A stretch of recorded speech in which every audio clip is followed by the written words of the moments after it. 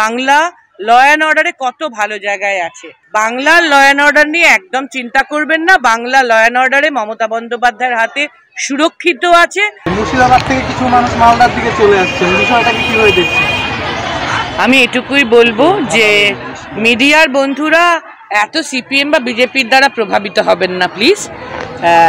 আমাদের দেশে অনেক ভয়ঙ্কর খারাপ খারাপ ঘটনা, গুজরাটের গণহত্যায় আমরা দেখেছি, ইউপিতে বারবার দেখি, এমনকি আসামে দেখি, সব যেখানে ডবল ইঞ্জিন গভর্নমেন্ট সেখানে অনেক দেখতে পাই।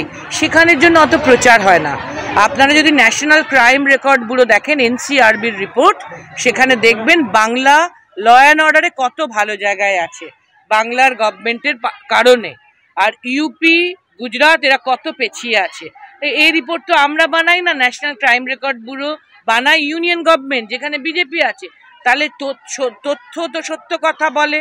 ফলে বাংলার ল অ্যান্ড অর্ডার নিয়ে একদম চিন্তা করবেন না। বাংলা ল অ্যান্ড অর্ডারে মমতা বন্দ্যোপাধ্যায়ের হাতে সুরক্ষিত আছে এবং সেটা গত পরশুর ঘটনার পরিপ্রেক্ষিতে রাজ্যের মুখ্যমন্ত্রী এবং ডিজি, এডিজি সবাই বলেছেন যে অত্যন্ত স্ট্রিক্টলি তাঁরা যতটা সমস্যা মুর্শিদাবাদে হয়েছে সেটাকে হ্যান্ডেল করছেন। প্রচুর ধরপাকড়ও হয়েছে এবং খুব শিগগিরই এখানে শান্তি প্রতিষ্ঠা হবে, আপনারা একদম টেনশন করবেন।